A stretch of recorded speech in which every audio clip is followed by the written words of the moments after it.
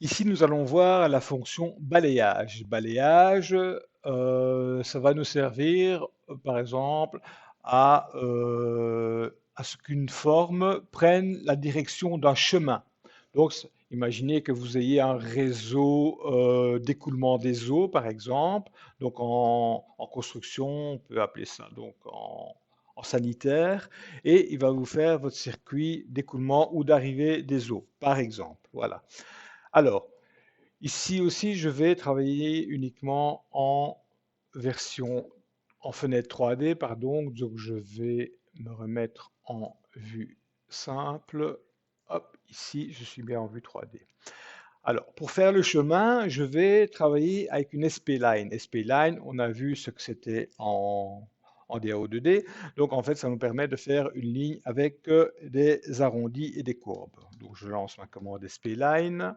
Je pars de mon point d'origine, 0,0. Je vais vers mon axe Z. J'enlève mon F8 afin de pouvoir donner une forme que je voudrais. Hop. Et vous voyez, je donne vraiment la forme que je veux à mon SP-Line.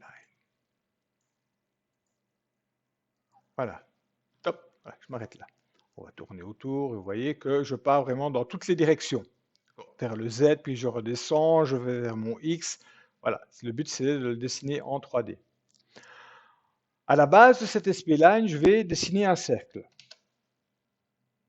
Hop, dessiner un cercle d'un diamètre de 7 par exemple, 7 mm. Voilà. Je vais transformer ce cercle en région.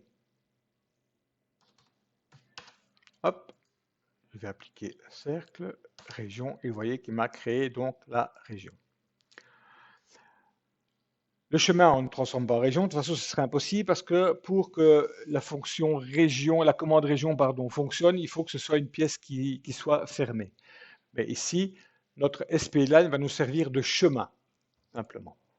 Alors, maintenant nous sommes prêts justement à faire notre balayage. Donc on retourne dans notre groupe de fonctions et on choisit la commande balayage. Si vous travaillez en version anglaise, c'est la commande sweep. Vous cliquez dessus et AutoCAD nous pose la première question. Sélectionnez l'objet où vous voulez réaliser le balayage. Ben, ici, c'est notre cercle. Okay. On a validé, c'est Enter. Et ensuite, il nous demande de sélectionner le chemin que doit suivre cet objet. Ben, on va choisir notre SP-Line qui a été créée. Et voilà. Et vous voyez que notre SP-Line nous a servi de chemin. Et on va tourner autour. Et vous voyez que ça nous a fait un balayage parfait. Donc ça, c'était donc pour la commande balayage.